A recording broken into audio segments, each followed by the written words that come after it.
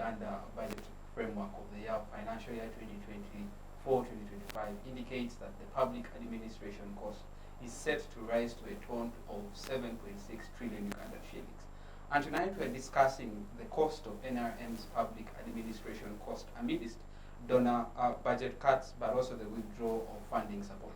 So joining me to discuss this very interesting and timely conversation is a panel of very distinguished ladies and gentlemen who will help us unpack the conversation and give us a very interesting young people perspective to tonight's conversation. So just quickly, as a word of introduction, I'll let my panel introduce themselves and we can just dive straight into the conversation.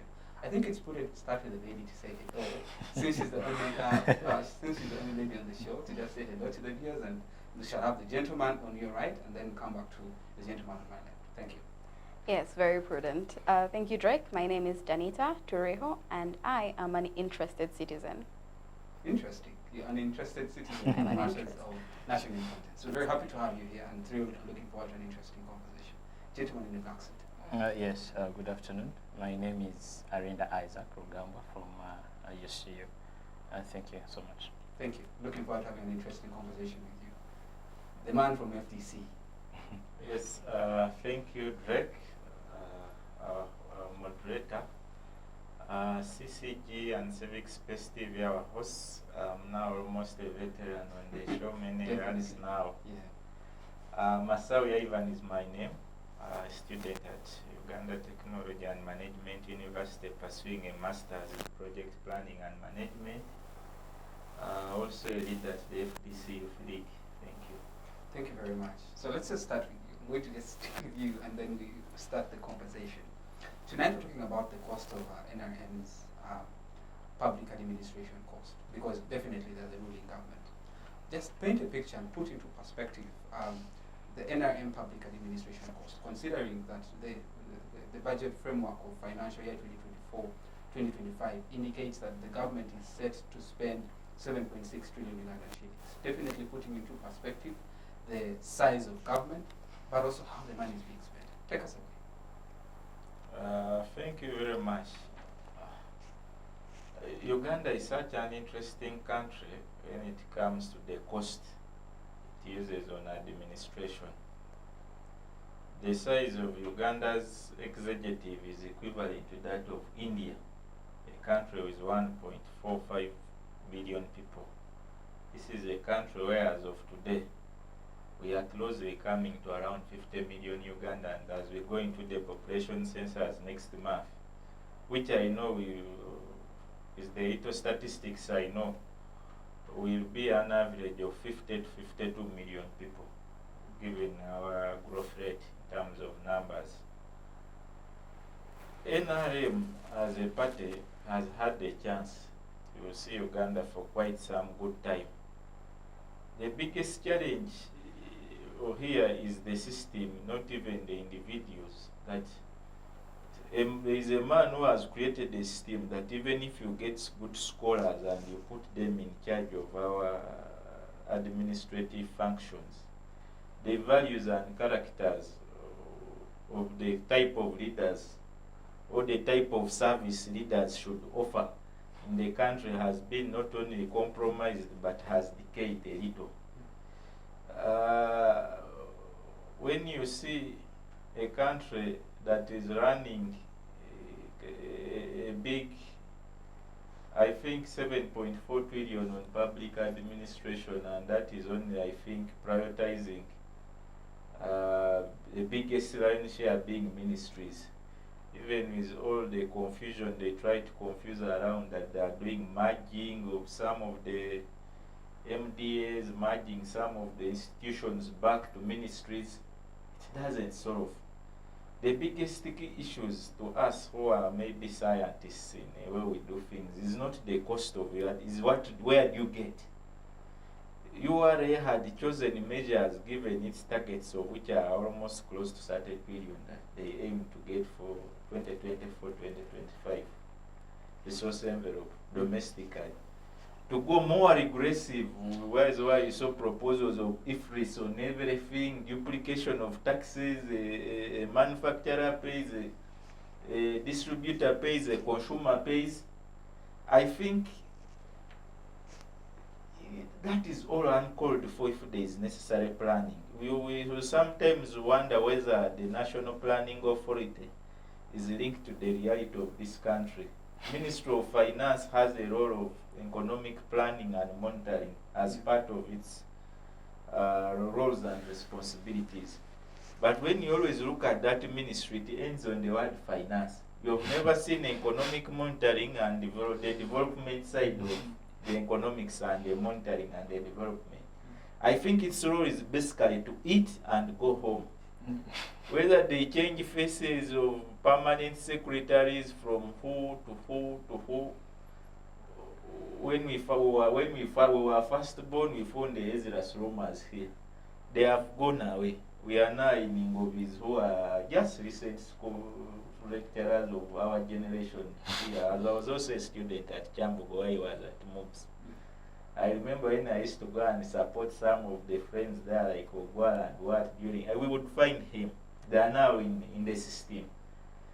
There has been a more increasing decay as, okay, we don't really want to argue that maybe the budget has been growing, but the budget is growing in terms of expenses. It is not growing in terms of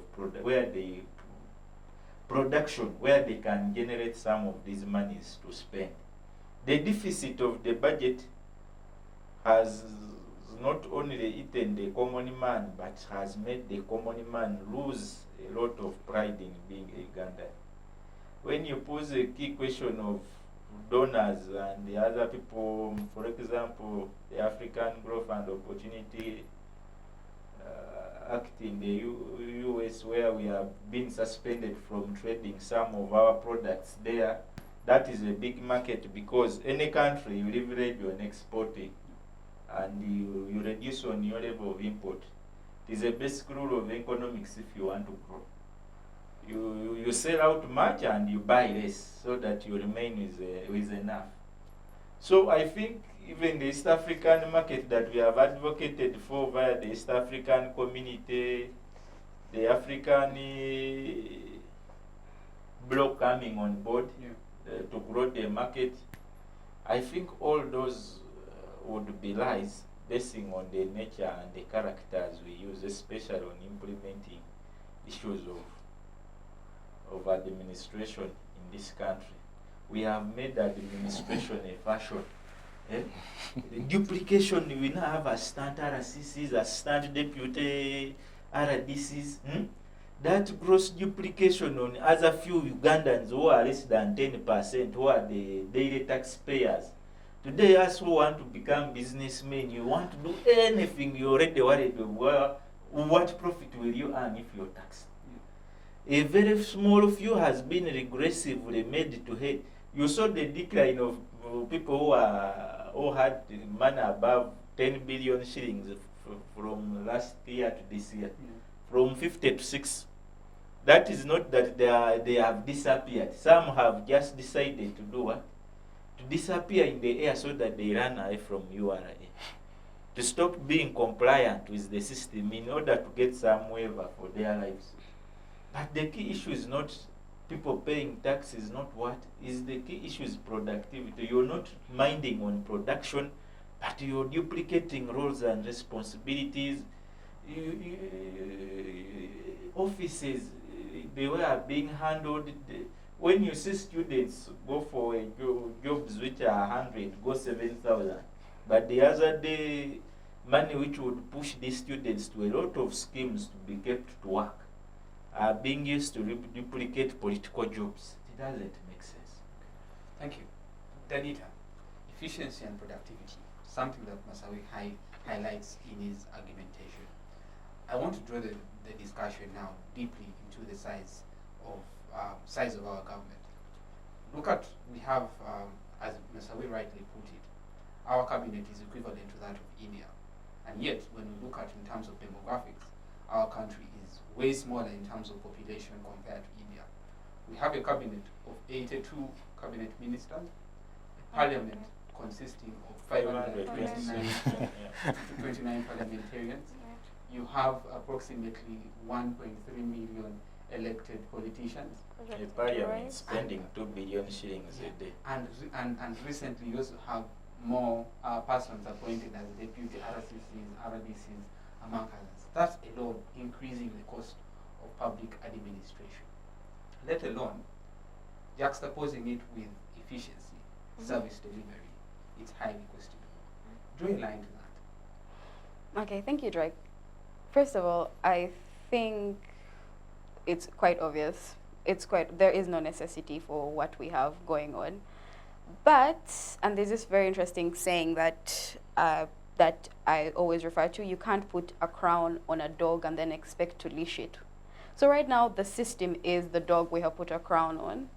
And right now, even though we said, hey, we want to leash the dog, we want to put it back in order, it is going to be an overhaul of the entire system our entire nation is rooted on. Efficiency and productivity, there is no correlation between that and the size we have. We just keep on lying to ourselves because this is a question, or this is a political question, it is an economic question, but it's also a moral question. I think it is, and it is just pointing to the fact that as a nation we have absolutely lost it morally. Politically, we are just picking at the seams of it. Economically, as a nation that has 100 trillion in debt, a nation that is it's approximate. The Auditor General's report was approximately 100 trillion in debt. So, and then pointing to the fact that, so we have 1.3 million elected positions. The Electoral Commission says in 2026 we're going to have 3.3 million. So I do not see the necessity, once you recognize the fact that right now, if 1.3 people are not delivering to the people are not saying that, hey, we do not like you being so many. We're saying, make it worth it. Make it worth it for us. Let us understand that, hey, there are 1.3 million of you there serving us. We're paying you. And with our money, with our hard-earned money, no wonder some of us are disappearing from the tax base. Of course, we're going to say, just make it worth our while. Give us service delivery. You can't be cutting. You can't have a 100 billion cut on manufacturing as a country and say there's productivity and efficiency when you're having 7.6 trillion on just public administration. It's showing a lack of awareness of the public needs. It's showing a complete lapse in morality. It is showing that we as a country, we're just slowly tipping the scales. There's an implosion coming. There is something that the people will speak eventually, and it will not be the few that have spoken so far. All right, great. Isaac, the solution that the government is offering for these budget cuts and all is, you know what? Let's merge the MBAs and agencies. I think that will lead to what Chris Bariomo termed as efficient government. They will deliver. And I know you possibly affiliate yourself with the ruling government. And I would like I would like you to speak from the perspective as a cadre. And looking at the situation defend. In the mid-90s, you suggested that for purposes of reducing red tape, we had to come up with agencies like URA, like UNRWA, National Youth Council. Looking different from Obote. Yeah, because that was Obote's strategy. Yeah, definitely. So you are looking at reaching out to the Ugandans. 20 years down the road, we are not sure whether we reached out to Ugandans. You're saying we need to merge these MDAs and agencies and reduce and have an efficient government. Yet, looking at the status quo, the way your government is not prioritizing from what the panelists have said, the way the government is spending the money doesn't correlate with maybe the solution that you're offering. So does merging these MDAs, maybe would it reduce on your public administration costs? Well, thank you, Mr. Drake. Yeah. I think for the purposes of this conversation, I need to first a little bit bring back peace to my soul, and I will borrow the words of Mzee, and he says, "I am not pro anything, so please, in as much as you might want to push me to that side of the wall, I am a scholar who I'm a scholar who really likes calling a spade a spade. Not bread. No, not at all. Not Antoinette. Now, the question you are asking, the mergers and what, definitely we cannot run away from the fact that the figures that we are having, I saw Mr.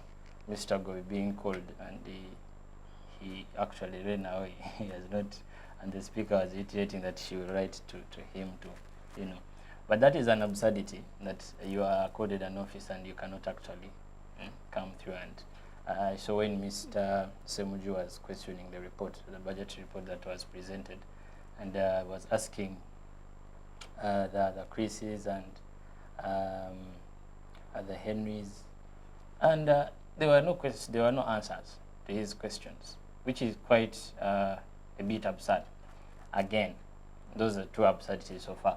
So mergers at the Ugandan level and at the country base at which we are right now, in as much as we want, it's just a way of running away from reality. Yeah, it's just a way of running away from reality. When you look at the debt burden that the country has, definitely, even if I was pro-government, of course, the government is for all of us. We cannot run away from it, the fact that we are all Ugandans. In as much as some of us might say we are in opposition or we disagree with the other person's ideologies, but it's still our government. And last week when I was here, I was telling people that it's not that we are running away from, we shouldn't run away from tax. That was my stand. Yeah, we shouldn't run away from tax. At the end of the day, we have to build this country. We have to give it shape. It is our country. Yeah. Okay. Just before you go back into that argument, you have raised something that has catched me: the tax. You are a student of law and soon maybe graduating as well.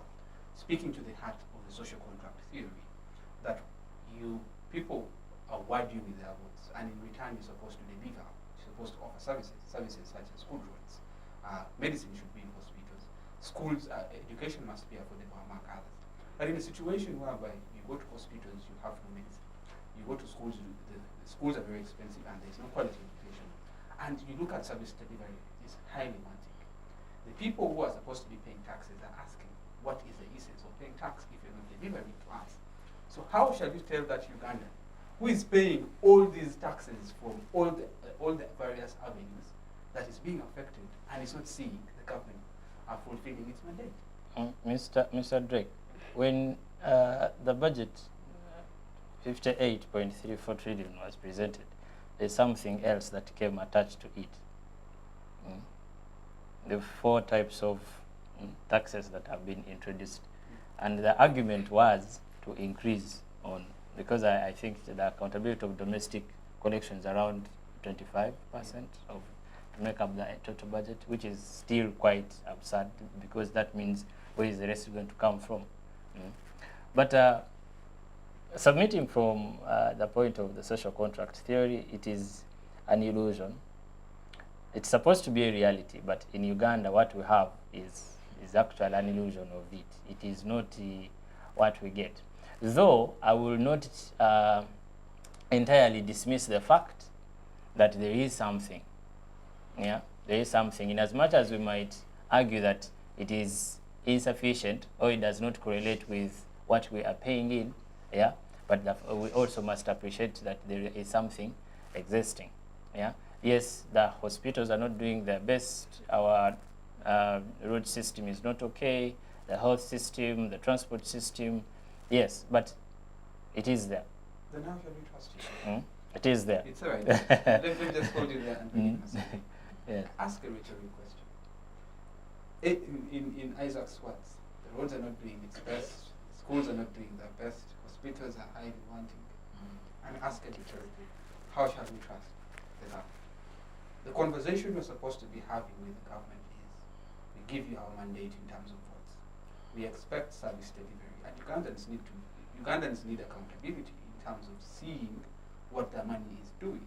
You cannot expect Ugandans to continuously pay taxes, and yet we are not seeing service delivery.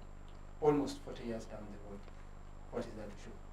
Let's just, as you maybe handle that, I want you also to pick your insights on the perspective of the margins. That is the solution that the government is offering for efficiency, but also to reduce on that public administration costs.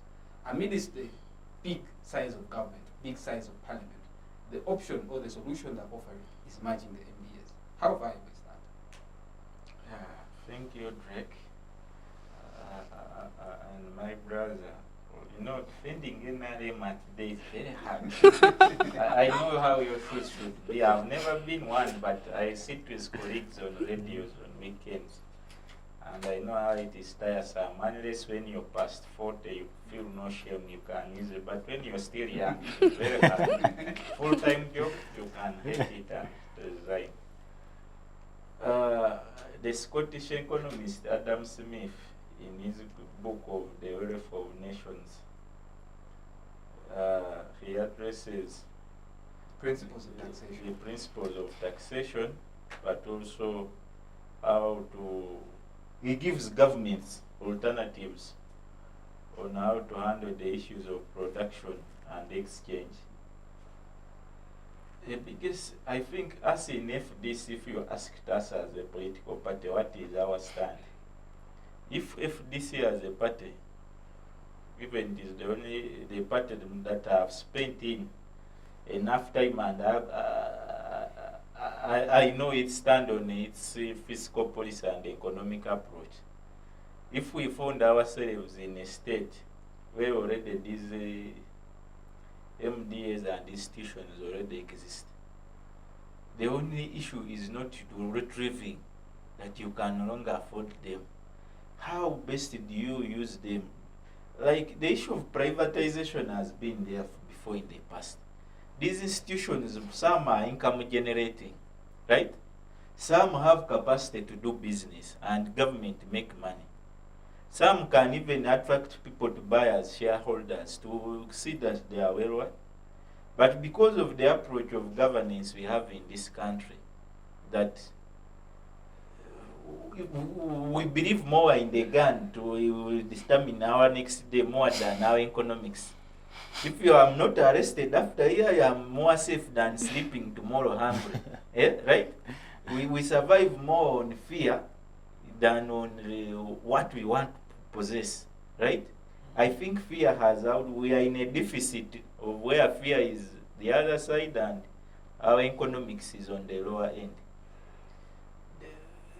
The way you in such a time when employment of young people is still an issue, those who are already existing, they were also helping to employ people. The key issue is how do you best tackle the issue of production to be able to supplement their needs. UNRWA has been existing, okay, what has been, where has UNRWA failed?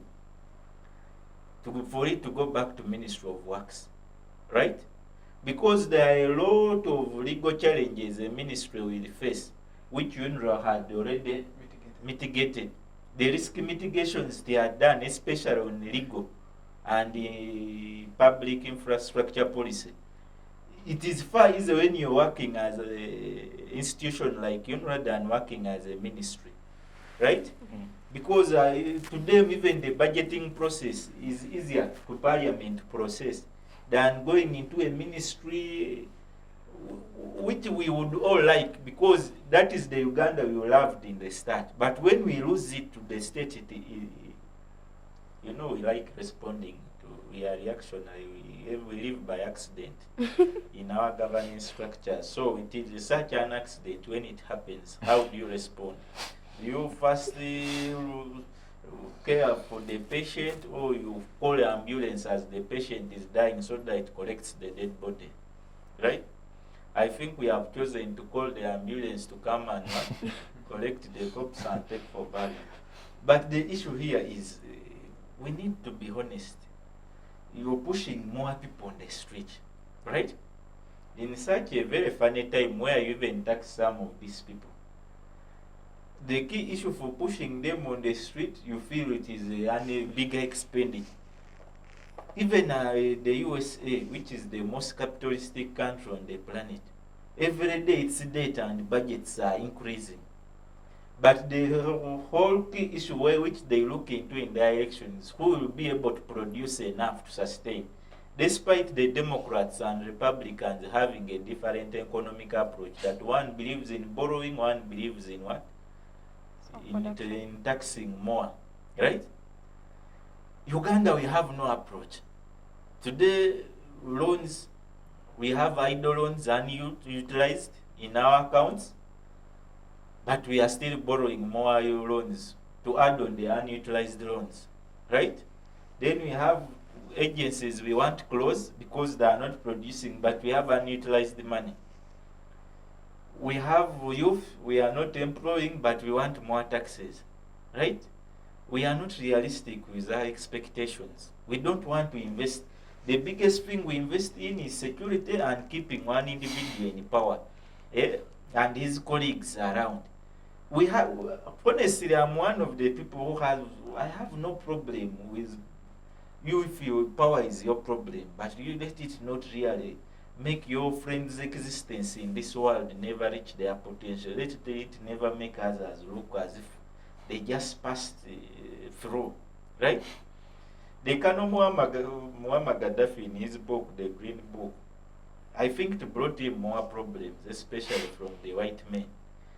Given the General People's Congress of Libya had a very honest rule, it had a Muslim name that they all followed, that Gaddafi made every Libyan who is into production be responsible to know what stake he takes at home. Because I can't be working, then the very money I work, I again need to spend on the things I'm paying for taxes. You pay tax on everything you're buying at home, but if you fall sick, you need to go to a hospital again, you pay bills. Roads are really tricky work. Your car tire has changed because of the potholes. There's the deepness of the potholes. So you need to see a garage every weekend. The cost of electricity is as if Uganda buys electricity in Sudan. Even insecurity, you have to hire an askari with arrows. Yes. You're taking your kid to school, you can't trust your school with your kid with UPE. You have to go into a school of 2 million, 3 million shillings. You're buying land, it is being grabbed. And then even when you say you keep it idle for some months, it is going to be taxed. There was an introduction of taxing idle land, right? So anyone who has idle land, you're in trouble most likely. Hope you people don't have idle land, because it will be stolen and taxed as well. So the biggest issue here is we are always addressing our appetite, but we are not addressing our responsibility in form of. I think the issue of production is even spiritual. Why do you always want to eat when you don't work? It is all related to work. We have Yosabarwanya has a lot of lazy fellows. I really feel pity for him. That his system has now become, there is a lot of people who are earning and don't give, including whether MPs, whether ministers, whether your implication of deputy. I see they are going to even create deputy MP and deputy OC5. Hey, with the heads in NRM, to me I will not be surprised. They are capable of doing that. There is nothing they are not capable of. By the time you're always needing, they are already preparing which minister is going to kneel to request Museveni to come back in 2026. They have all lost their role responsibility as citizens and become followers. I think every follower is a leader. That is where most of us young people have lost it. Even in the opposition, every follower thinks for him is not a leader, he is born to follow. Me waking up and I say I'm in FDC, I made follow Nandala, Amuriat, the BSG. Me, I have no role and responsibility. What they say is what? I have no contribution as long as those ones ever reach there, they have achieved. Is where we have lost it as a country. They have reduced all of us to followers. Okay, beating and arresting has been a norm, but as I've told you, the key issues here that is causing all the merging and what can never be solved unless we go to tackling the key issue. The donor suspending Ministry of Health has been earning almost 51% of its budget from donations, especially malaria, AIDS, and the likes. Their suspension causing our budget to be less should not be a big scare. The whole thing is, if what alternatives are we? As we do, we want to play the politics than looking honestly to ourselves. Which ventures should we go, including making our own remedies here locally to such solutions? All right. Thank you very much. That has been a very detailed discussion. Danita, as I come to your age, I think I would also require a response. But So the age. I'll come to you. Danita, we are, according to the officials that appeared before Parliament earlier this year, the officials from Ministry of Finance, Planning and Development, this is what they say, that Uganda's support from donors is expected to drop from shillings 2.781 trillion Ugandan shillings in 2023-2024 to merely shillings 28.94 billion in the coming budget of 2024-2025.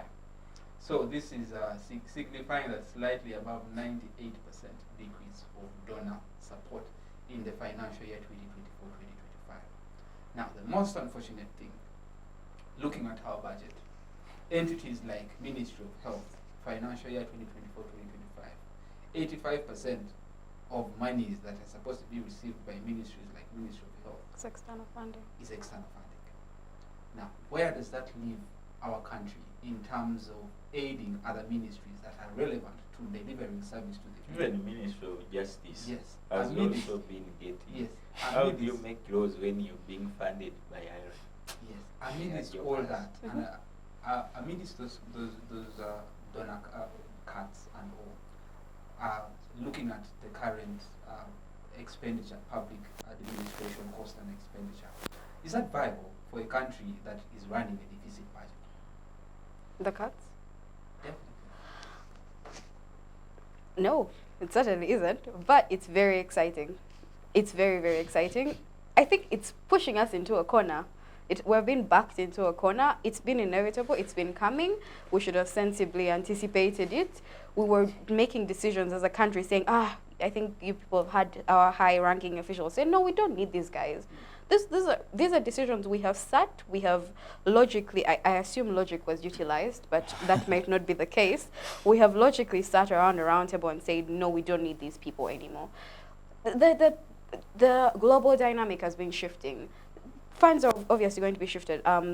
There are multiple wars that have been erupting all over the globe. Climate change. Climate change, exactly. Things have shifted. Africa and our struggles are no longer the it thing. We are no longer the guys, let's give our funding so that we look like good people on the globe. No, but this has been coming. It has not come out of nowhere. We should have anticipated this as a country. We should have had mechanisms in place. A 40-year government, a close to 40-year reign. You should have had mechanisms in place such that 85% of your health budget is not external funding. You know, the thing about health and the law and all these things that people utilize on a daily basis is that once they are removed, it is only a few moments towards, it's only steps towards radicalism. It's only steps towards individuals finally reaching their tipping point. And you should anticipate that. That is your role, especially if you are reliant on the fact that people have not been radicalized yet. If your entire system is based on the fact that individuals are calm, individuals are placated, individuals are going from their day-to-day work, then you should make it your point to protect that system. And that means giving us the bare minimum. Because he said the roads are not, my brother Edge said the roads are not, they're not perfect, but they're there. The hospitals are not perfect, but they're there. Will they still be there? Will the roads still be there? Will the hospitals still be there? You don't need statistics to tell you that if you walk into Mulago right now and you had an accident, actually you don't even walk, you are covered in blood, and you do not have money as a half-dead person to pay to cover your costs, you are going to die in the lobby there. You do not need statistics to tell you this. All you need is one unfortunate afternoon that you step into Mulago, and you will see these things happening. So if your system is based on the fact that individuals just need the bare minimum, because we're Ugandan. Every time I leave Uganda, I come back and I say, oh my God, the bare minimum, The bare minimum is us. The bar is in hell in Uganda. You need to maintain it in hell. That's the very least you should be. Logically speaking, going forward, we are going to suffer as a country. The next few years, we are going to suffer. We're going to suffer more than we have already been suffering. Yeah. So there is no viability. We're speaking earlier, and there is no, you cannot defend the indefensible. So I cannot sit here and say that, hey, we have potential, we have hope. No, we don't have potential, we don't have hope. What we have is something that is reaching its breaking point, or it has already broken, and we're just picking up the pieces. Right. Isaac, just before we go into the break, I know very many bullets have been fired your way. So definitely you have the hammer to restrict them from entering Ghana. In your earlier submission, you said you're someone who is willing to call a spade a spade. Mm-hmm. And Danita and my brother Ivan have called it a spade, not a big spoon. Mm-hmm. Looking at the donor cuts that are happening, that fund most of our entities, crucial entities that look at service delivery, like health. 85% of the budget for the Ministry of Health in financial year, according to the budget framework, financial year 2024-2025, indicates that the money is supposed to be externally funded. And funders from the West who majorly were funding Ministry of Health, Uganda's rates of malaria constitute 5% of the global malaria statistics. Now that alone shows that minimal Ugandans may possibly die from malaria. Yeah, there's a possibility of an increase in maternal death and many other issues. So how best can the government respond to that? I'm actually out of words to describe the situation because the situation seems not to be getting better.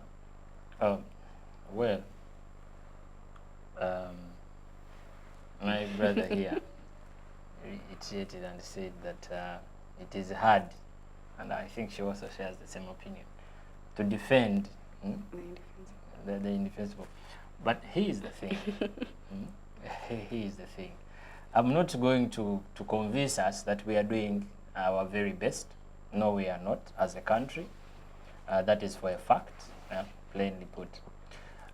Whether we are going to compare ourselves on an East African level, Tanzania is running a relatively low budget at around 49. Kenya is doing the same. And they seemingly have better economies and better what? Though, of course, it's not all glory that we see from there. They also have their issues. Talking about what can we do, what can be done. Of course, it was in as much as Mzee might say he's creating opportunities for the Bazukulu in terms of expanding this. Of course, I do not buy that school of thought. Why? Because like we've seen, the public administration cost, you cannot have that much cost and you're still expanding and then convince the entire world that you're still going to do the merger. Yeah, it doesn't make sense. Maybe also another question would ask is, you merge what? You're merging what? Institutions that have relatively tried to, maybe the students who are doing public administration, and maybe they would tell us, that that is not the best route. If an institution is already squalling independent and then you want to suppress it, because that is demotion now. Capacity building is being... You want to, that then you're not really looking at development. But again, maybe the bigger threat that I would see is the same thing that happened in Russia in 1917, the Bolsheviks. It's the same thing we are facing, the same thing that caused France to antagonize in 1789, and it's the same thing that is happening here. When you look at Uganda, you look at Burundi and Rwanda. Rwanda, when you read the Betrayal by Mokomanda, there are a lot of a rich history between Uganda and Rwanda.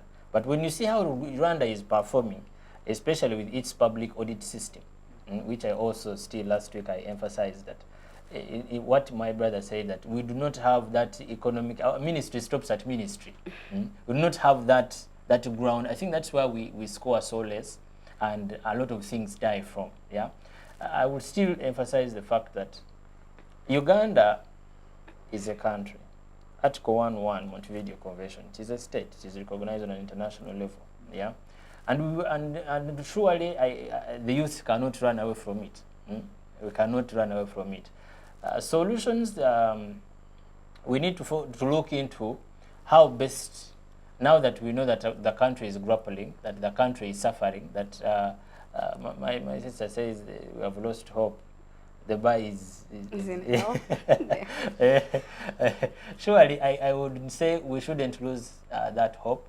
At the end of the day, when South Africa was at its worst, 1900, around 60s to 80s, when it was in its worst, it is the youth that stood up. Yeah, you remember Cheshire Chinini around 76 there. It is the youth that stood up, and it is very interesting that in as much as the current government is trying to suppress the youth, I've seen UNDP trying to come up, but again, we also know where it is coming from. We saw a World Bank cutting, but again, we know what it means beyond World Bank, that there is also still a power beyond US with its foreign policy and all this. We need to come back to the drawing board and ask ourselves, are we really selling Uganda to the rest of the outside, to whomever it may concern? Yeah, are we really giving up all that maybe our previous presidents have built from 62? Yeah, are we doing that? In my view, I don't think that would be the best thing to do. We shouldn't lose hope. Instead, we should hold the little that is there. Someone might argue that it is not there, but still, we should hold that little that it is there. These little shackles, we can hold them and shape them and build a very stronger state. Yes. Thank you very much. It's definitely a hard job, but you have done a good job speaking truth to power, which I think we as the young generation must do and we need to do to build a better Uganda. For the viewers who have been watching tonight, we're talking about the cost of the NRM public administration, but also looking at the donor cuts, but also the cuts in our budget, which we shall deeply dive in the second half of the show. Otherwise, my name is Douglas Drake. See you in a bit. Digital rights are those human rights and legal rights that allow individuals to access, use, create and publish digital media or to access and use computers, other electronic devices and telecommunication networks.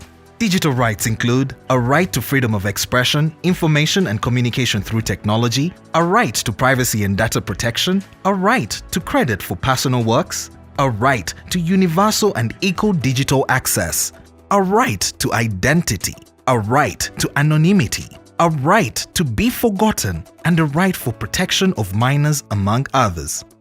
The state's digital rights are frequently violated through various unfair actions, for example, blockage of websites and social networks, theft of credentials, unauthorized use of people's data for personal gain, privacy intrusion, online censorship, arrests and intimidation of online users, internet blockages, and the proliferation of laws and regulations that undermine the potential of technology to drive social, economic, and political development worldwide. It is hence every citizen's responsibility to respect rights of other digital users and to speak out or report to the responsible parties when one's rights are violated. Welcome back from the break. Right before we went into the break, we were discussing costs of NRM's public administration amidst donor budget cuts and the withdrawal of funding support.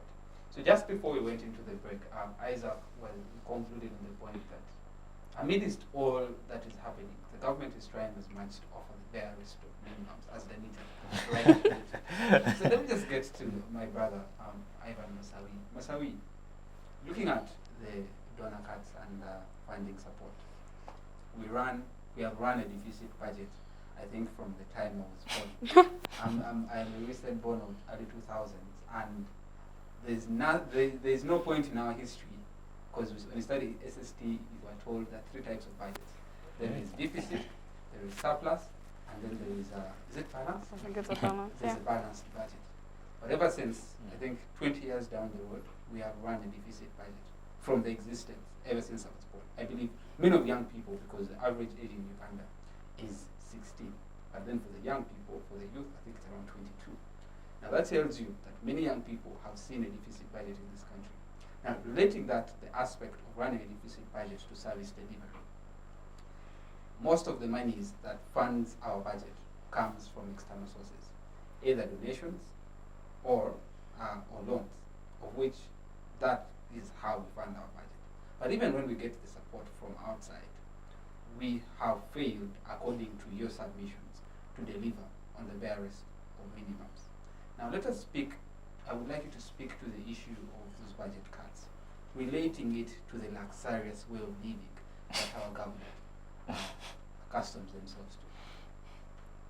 Yes, thank you very much, Drake. My sister did tell you how it is a moral what? Question. Moral question when it comes to, I think, the expenditure side. You know, you can gamble with politics, you can gamble with management, but never gamble with leadership. I partly may blame Museveni that he has gambled with politics. We are all politicians. In politics you can gamble. But where I don't forgive him, and really I pray that God have mercy on him, is gambling with leadership. Why, really? You look at certain things, how they look. I think in this country, when you begin to understand, you qualify, you discover you've been in a deceit, in a forest of darkness for years. You fail to really, you find, how did I find myself here? There have been good approaches that the NRM has implemented, like decentralization of some of the public services. But it does them with an intention of witchcraft.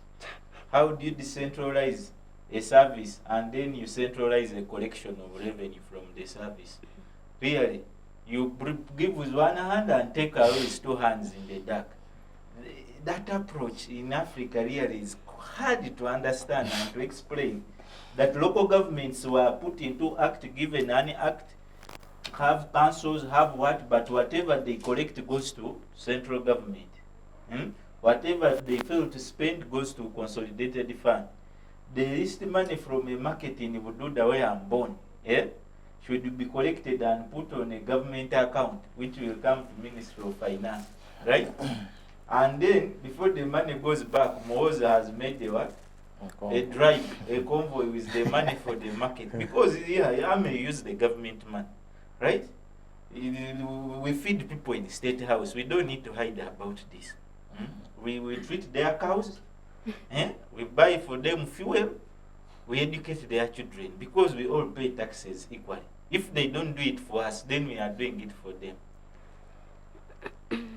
That kind of approach is where I always don't say whatever they have done some good things, but the obvious, they have done them so stupid that they are very hard to defend, right? That's a very harsh one. No, there are things which are obvious.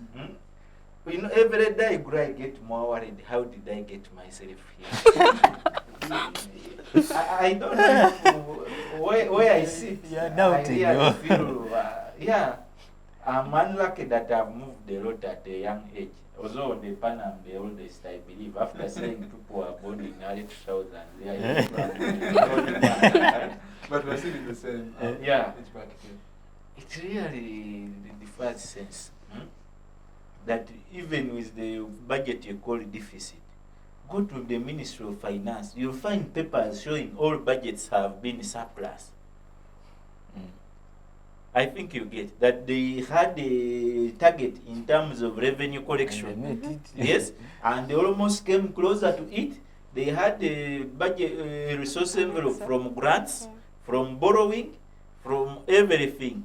Because borrowing is an alternative you have already. As long as you borrow, you can be borrowed. You have some collateral to and leverage to assume what? Borrowing. Yeah, you can plan in borrowed money as long as you know you have some worth, some value to be assessed for borrowing. Uganda has some value for borrowing. But you borrow and utilize the money. There is where the obvious. Youths are hungry people. You just always use envelopes to play them around, call in Kololo, fight this, create a scheme, duplicate offices. They have duplicated both, even us in the political spaces, there has been duplication. The very idea has come to the opposition that we are also now adopting strategies of duplication, right? Is why you hear FDC is also running to duplicate. Because if your NRM has duplications, you also begin to plan that if I plan with an editor, I will be killed. I also need to duplicate faces. You spread the energy around. But you ask yourself, are we growing as a country or we are deteriorating? When you go to Kenya, they are doing nothing special. These are some of the people who are not as qualified as just some government officials in this country. But they are doing well. Uganda here, we have even a very big base of overqualified people who can't fit into the Ugandan structure. But we have not tapped from them their potential to see that they are involved in national building. Find more scholars, especially in the academia. You ask yourself that if this head was the head at least planning for our district, where would it be now today? But because the politics has created an environment that can't accommodate people who are honest, people who speak truth to power, people who plan reality, it has created an environment of deputy RDC, assistant RCC, RCC, the GISO, what environment of the drone, we shall beat you, environment of we shall wear a shirt, we don't demand a road as long as you give us 1,000 a day of visited us. Okay, the rule of reciprocating can be there.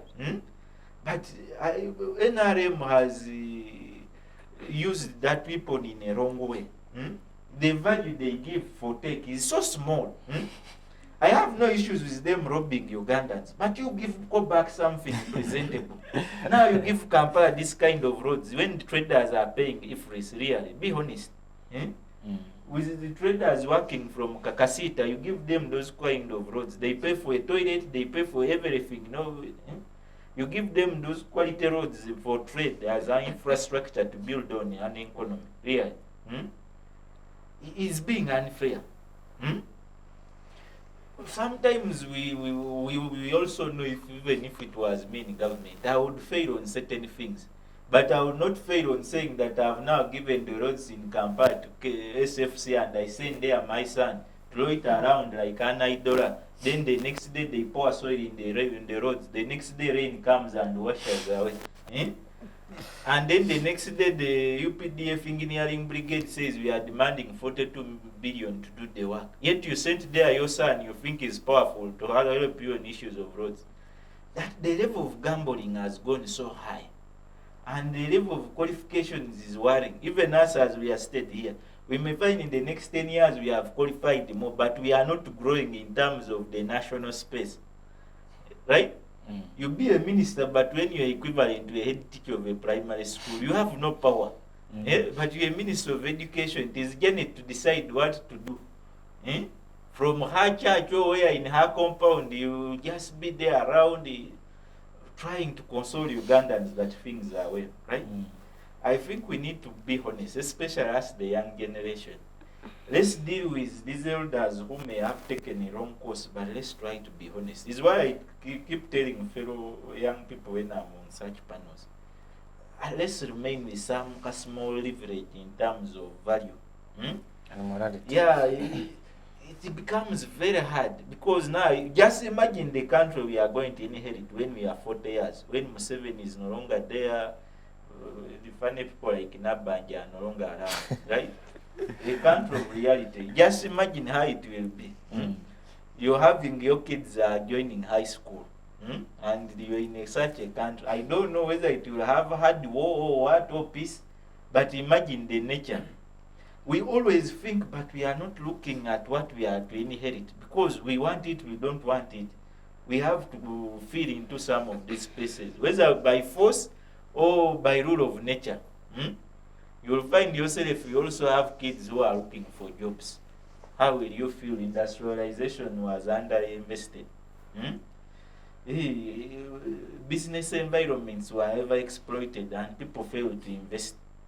because of tax measures which were unaccounted for, right? So when you bring issues of unemployment, is why some of us we have. At least I know every day I wake up to plan for myself better than how NRM is planning for me. I feel pity for anyone there, especially you here or our listeners, who thinks NRM is planning for them. You'll come here and tell us you're unemployed. I will not be surprised. You'll come here and tell us I'm sleeping hungry because you left NRM to plan for you. It is a big mess. Never risk that. Mitigate all the kinds of risk. In this country, once you're 18, I left my home in Mbale when I was 18 to come. When I joined campus, it was the last time I knew that in this country, to be wise, better go and begin the hard way early. Because there is no shortcut in the easy way, honestly, if we are to be realistic. Once you begin the hard way early, at least at a certain age, it will become easier because you've been used to. When they are punching, you now put the head. You no longer use the what? The gloves. Because you got used to the pain, right? This country, the moment is why I feel pity for traders, I feel pity for everyone complaining of taxes. The donors, I don't feel they can take on their homosexuals and the rights. Is their right? Yes? Hey, if I have my money and I want homosexuality, they don't want, I will not give. It is their right. Let them eat their things and their money. It is their right, right? But to us, we need to think. Is what I've told those who are in NRM. You need to push your friends to plan better for you. But if they are planning for you, be worried. Be worried. Whenever I find young people who have hope in this government, I know even me, I can now use you because by the time you have hope in Museveni. Yet you see poor people on the streets who are highly educated but have worked in government, but they have been pushed out in small battles. And the political environment doesn't protect any values, any character, any nature. It is just porous and radical. The one who is more wise, who is more connected, it's whether educated or not educated, can control you, right? So how do I invest my future in such? Okay, they secure our future. We may not refuse. They are securing the future. But as long as you have hope in their securing the future, you're in trouble. The private sector is becoming unbearable. I don't know if our age we shall ever own spaces which have money, because every day it is what they are looking up to sustain themselves. Now that the homosexuals have gone with their money, starting a business will be a punishment. But imagine we grew with a dream. I promised my mom I want to become a businessman. Why suffer? Because I need to pay taxes which I will not gain from. Really. I think that is all. Thank you. Danita, we're still on the cut on donor support, but also now relating it to the budget cuts. Because definitely when there is cut on, or there is withdrawal of donor support and external support, that means our budget there has to be cuts in certain ministries. And financial year 2024-2025, the budget framework indicates there are certain ministries, essential ministries, that are going to get those cuts, like health, education, essentials. And you find that maybe in that you still having a huge size of government amidst all the withdrawal of donor support, but you still want to maintain a big government. Are we cutting our court according to our program? Drake, I think with your question, you've answered your own question. But and I often say that if it weren't for the white man's borders, we would be due for another Bantu migration. I don't know where I would go, but I think Uganda needs to just have some time with herself, get herself in order, then maybe we'll come back. But I don't think this is a place for the people anymore. This is not a place for the people anymore. I don't think we're even cutting our coat anymore. I think we have just left the sewing machine and it is doing what it wants with the material. I think we have gone wherever God has taken us. I'm assuming it's God. The devil might have had his way with us by now. Bottom line is, guys, And you know, Isaac keeps on telling us, you guys hold on to the hope, hold on to the hope. It's the hope that kills. It's the hope that kills. 20 years in, you've not seen anything but a deficit budget. 20 years in, you keep on seeing every time elections are coming up, you have a budget of 58 trillion, right? The Electoral Commission is saying, guys, in 2026, we're going to need 2.5 trillion to carry out elections, 1.5 of which is going to be only for election day. Now, you have 7.6 trillion that is going into public expenditure, right? Into public administration. For your 529 MPs, for your 82 ministers, some of whom I cannot explain to you that I do not know more than 20 ministers in this country. I was actually asking my good brother here, Ivan, where do your people go after we vote you? Where do your people vanish off to? We will see you again in 2026 if we're lucky. If we are lucky that some of you are just, here for the good run, you get stuff up, get your funds, and then off to the wind, you vanish. So those are the people we have going. No accountability. Absolutely no accountability. But then I also think it's a mentality issue among Ugandans. I think it has been a deliberate step for the past 36 years to mold us into a people that cannot ask questions. That not even that cannot ask questions, but that do not see the value of asking questions because we already know the answers. We already know, where is all our money going to? Oh, the corrupt have eaten it? Okay, we already know that's a question. We already know that's an answer. We know, okay, let's say we decide we're going to take this initiative. They're going to come cut us in drones. I think you see on Twitter, anytime someone asks a question, you add it to a metaphorical list. Or, which color drone do you want? This is a typical question. Half often, trauma is hidden under humor. Ugandans are a traumatized lot. Ugandans are extremely, extremely, extremely traumatized. From the moment you are born, I think one of the things that I was taught was be careful what you say around who you say it. And a lot of us are taught the exact same thing, either by our parents or by experience. Ugandans have been molded into a people that do not know better. They'll tell you, if you do not have a certain level of exposure, you do not know that you can have something different from this. If you are raised to know that, hey, there will not be medicine in the hospital, you will not ask for better than this. And I think it has been a deliberate step that even as they are cutting, I think they're cutting our cloth, that we the recipients of the cloth, we are blinded. We are blinded in the room. They'll just say, oh, feel this. It feels good, doesn't it? They'll show you one tiny aspect of it. There may be roads that Isaac was referring to. There may be hospitals that Isaac was referring to.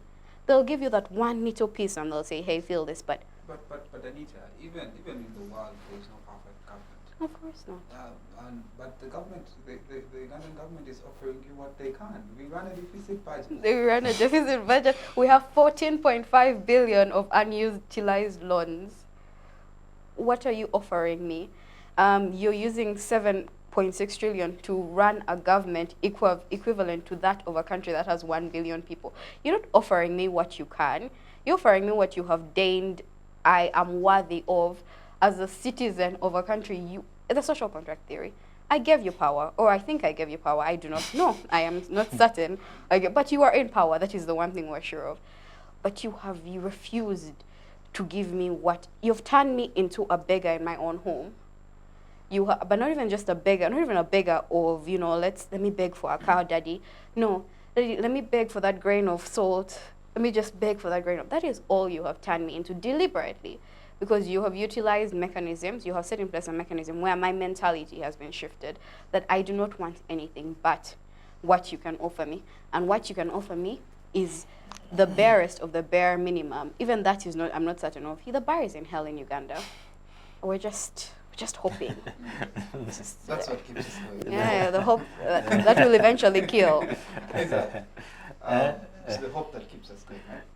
So it's the same hope that kills. let's come to solutions.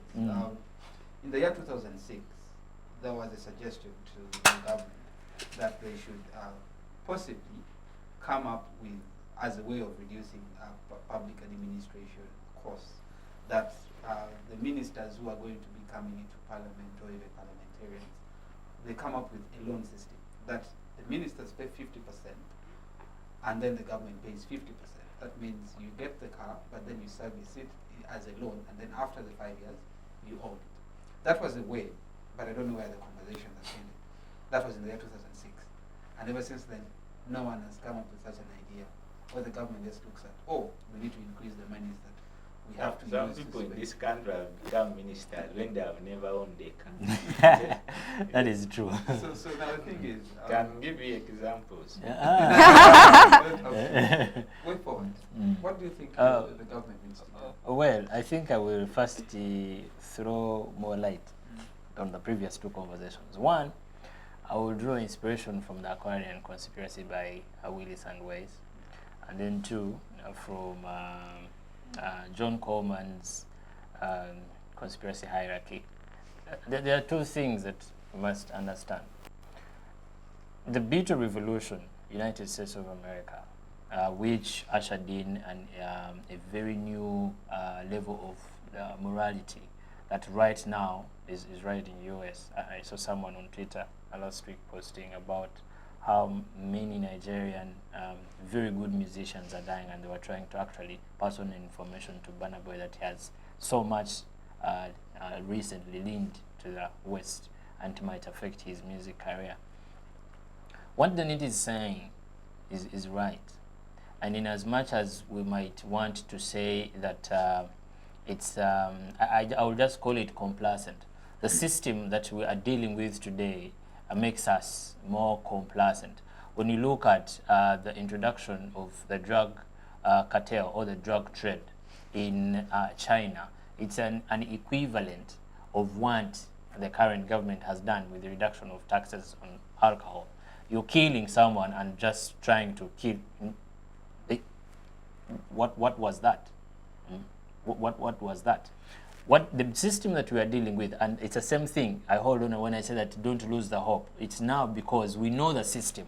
That's the difference that is there. We know the system, and it's about us to ask the question: what we are doing for the country. Yeah. In as much as we might want to say that we do not have the resources, and maybe these people have the resources, it still comes back to us. Yeah. He postulates a very well curated song of lamentation about the country's failures, which I really will not disagree with. The question is, what are we doing? Is this song going to go on forever, and until when? He also posts into the future, 40 years from now, and asks, what shall we inherit? Are we here for an inheritance is the question maybe I would ask. Or maybe this is us, we are our own inheritance. Because honestly speaking, there is nothing much that the country can offer. Though, I will still come back to us, what can we offer to the country? But again, you asked the question about solutions, yeah? Of course, there are two things. One, when we say we are failing to do the bare minimum, it goes without saying that it's not that we do not know what to do. It's not that the people, like he said, in the country, in the system, do not know what to do. It is, and I even do not want to call it corruption. Yeah. No, I don't. It is, we are so down on morals. Even the least that we could do, even the least we could offer. Last week, I posed a question to the panelists that are we poor? In my conversation, the least that a public servant is supposed to do, they don't. What we end on is the question she asked: where do you guys vanish into? Yeah, which I totally agree with. Here's the thing: what is happening now is really a recipe for disaster. And to be honest, it's not about to get better. That's for sure. We all can see, those who can see, we can see how 2026 is going to be. And a few snippets into 2031, we really can see that. with this public system, it's good that we're actually discussing this. With this 7.6, the cost of public administration, it tells you where the head of state is going. And of course, I cannot say that I will stand on my 2 legs and head in the same direction.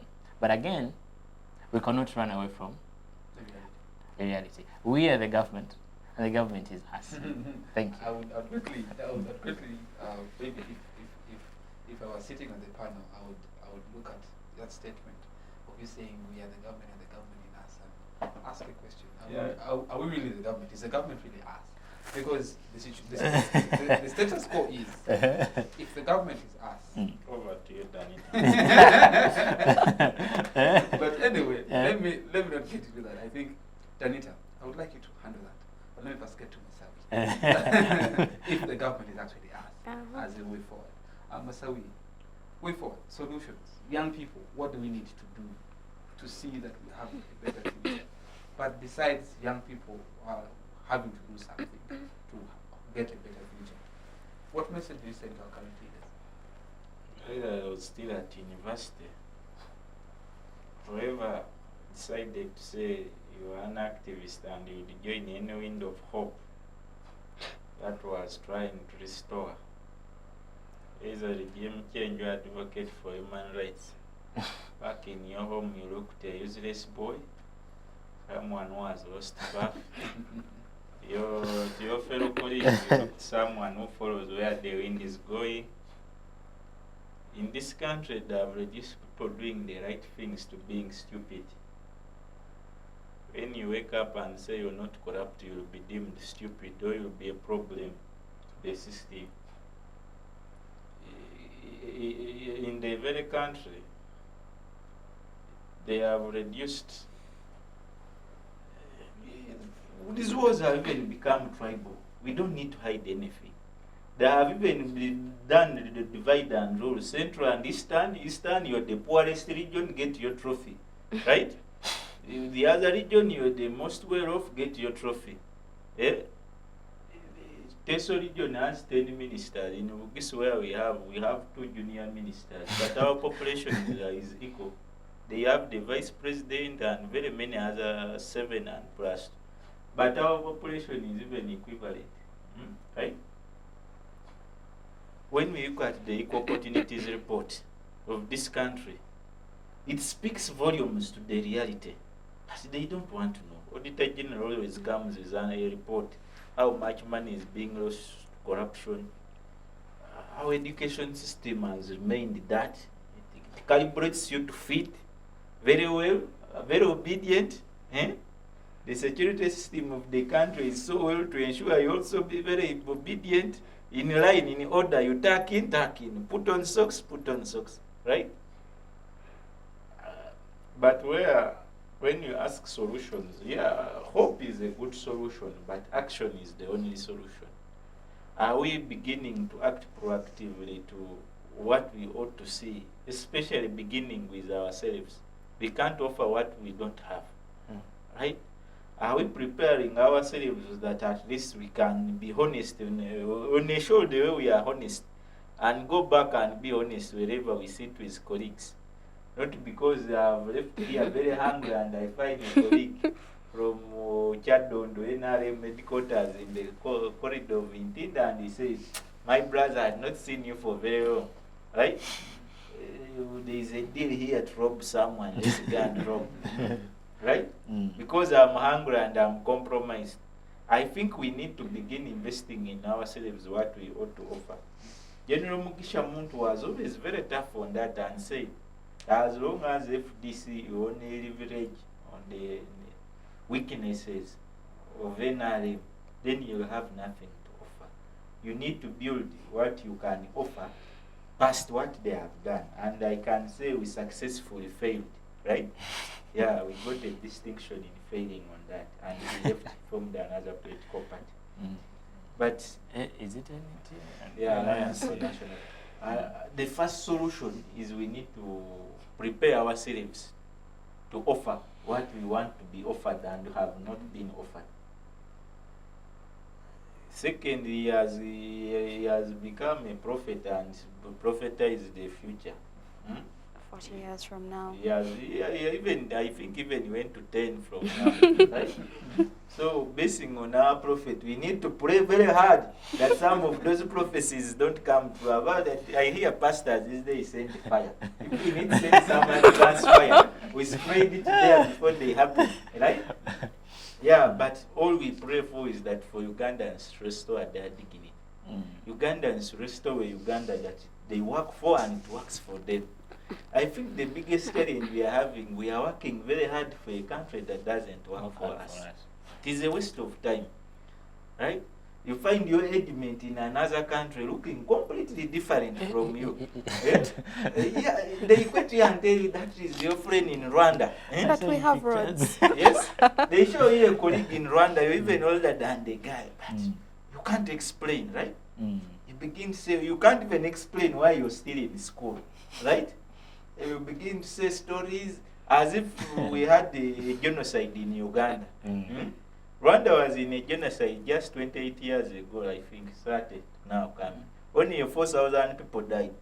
Uganda in a regime, more than 4,000 have died. No genocide, but just even in the last election cycle, close to half of the people died in a genocide, died. In a single election. 2021. Hey. So you go in statistics. I think we are doing badly, but we hate being honest. There are people who no longer invite me even to sit near their gates when they are so NRM, because they say I speak badly. But even what, so this might be some lies, and I need to be put right. Is why I always, when I come here, I also come to learn a lot. I don't assume I've come maybe to share what I think, but to learn what other people think. All in all, we need to prepare ourselves to add value to ourselves, to what we want to offer the country, in a preparation to what we expect. There will be no solution like, let's say, not certain things are just, you cannot solve poverty using micro scales, small things. Certain things are solved by first solving the characters, the values, the approach. Before you set the real remedy that this is the direction. The person you're sending in the direction should be worth it. When the wind blows the person, he doesn't fall, but he continues moving in that specific direction. Danita, the government is us and we are the government. As you maybe demystify on that. Way forward, as young people, as a young lady in this country, what solutions do you have to offer, or what solutions do you think we need to embark on to see that we have The majority group. Flee, guys, we flee. No. Okay, no. Become maids in the Middle East. Okay, the greener pastures. No. Unfortunately. So girls are the majority of maids in the Middle East. She's their ambassador. She's telling us to flee. no, you guys, the thing about There are Uganda, no jobs. They have gone to look for jobs in a desert.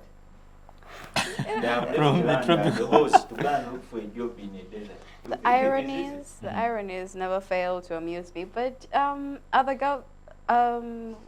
we the government? Is the government us? Yes, definitely. I think the government is a mirror, and the government does come from us.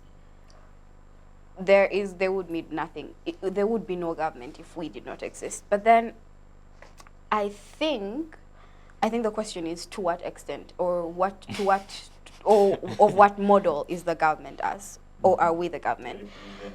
I think in one of the most profound ways is that in the way the government is, we too have become accustomed to a culture of mediocrity, a culture of corruption, a culture of worthlessness, a culture of everything negative under the sun. Just bundle it and put it to the Ugandan populace. And I think that has been a deliberate move over the last 40 years, either because we have witnessed it, and like you said, as a good person, you are viewed as an idiot in society. When that is the norm, then it only makes sense that the majority of the people, their mentality will be shifted. It's as easy as your border guy cheating you out of that 500 he said he doesn't have. I think you guys have used self-border. So, okay, it's as easy as just that. That minimum thing points to the fact that we have no sense of morality in the most basic of transactions. Going forward, and he mentioned it, the one thing that we need to do is an extreme character shift, an identity shift. We need to give Ugandans something to believe in. The reason, and it's very interesting. The one thing that interests me about Rwanda is how you can come from being people that literally massacred your neighbors to now living with people of that same group in the same environment. You know, it hasn't. We've not had a resurgence in that kind of violence. That wasn't by accident. They implemented specific mechanisms, mentality shifts to have that system come into place. South Africa is another good example. It is not by accident that even in the most destitute of situations, the South African people were able to rise up, that they were able to have a certain level of pride. That is an identity. That is an identity they still carry to this day. In Kenya, there's a certain kind of character that you will find, and it has been something that has grown over time from the times the Germans were there up to now. We do not have an identity as Ugandans that we can stand firm on. When the wind comes, we shall bend over, because we have nothing that keeps us. Everyone has their own cultural identity, but even that is being washed away. I was recently having a conversation and someone said, oh, in my tribe we used to be this, but now you'd be lucky if you find, and it was a positive trait, an honesty trait. You'd be lucky if you found that with us nowadays. We have adopted a whole other mechanism. Like I said, we need that type of identity shift that will alter the entire mechanism of our nation. We need someone who can communicate to us that, hey, you are worthy. We need affirmations in the morning. Hey, guys, you're worthy, you're kind, you're amazing. Whatever it is that we need to get it done. But it is not going to happen. We're not going to have a system that fosters economic growth if we do not address the fact that as Ugandans, we will steal that money if it comes through. So it needs to, first of all, before we go far, and I think we need to steal mechanisms from our greater brothers that have identified a way to shift. So is the government us? The government is us. As people going forward, first you need to figure out a way to communicate to Ugandans who they are, set an identity worthy of defending, an identity worthy of worthy generations from now that people can stand on. Maybe we need trauma to get us through it. I've noticed a lot of these are born out of collective trauma. So maybe we need that, or we already have that. You can't have hundreds of people dying in an election period and say that that's not trauma. We need to make the people identify with this pain and transform that pain into something that is, transform the pain into prosperity, something worth defending. Thank you. It's been an interesting conversation, guys. I would love for the show to continue, but you guys have done justice to the topic. And Age, when you go back to the party, you can pass on the message. I think as a progressive young person with the NRM, you can see that many circles, the young people who identify with the ruling government, at least accepting the reality that certain things are in fact. And I think that is the right trajectory that we need to take as the national resistance movement, but also as other opposition parties as well. I think opposition shouldn't just be opposition, you oppose. There are certain things that the government is doing right, and you need to applaud them on that. And maybe there is no being in opposition for fashion or design. But I'm not happy being in opposition. I want to be honest. I also want to be in a government, just that there is a rotten government. I also want to be in good things. There is no pride in being in any party which is not in power, right? There is no pride. No, definitely there is no pride. But the message is we just need to find ways of having a better country. We shouldn't flee, as Benjamin says. We should stay. Not Uganda needs us, and we need Uganda. Otherwise, today we've been discussing the cost of NRM's public administration cost amidst the budget cuts, but also the reduction in funding. And it has been wonderful having Isaac Rugambwa on the show, having Danita and Ivan, who have given a very interesting perspective to this conversation. My name is Douglas Drake. See you next week, same time, same place. Bye-bye.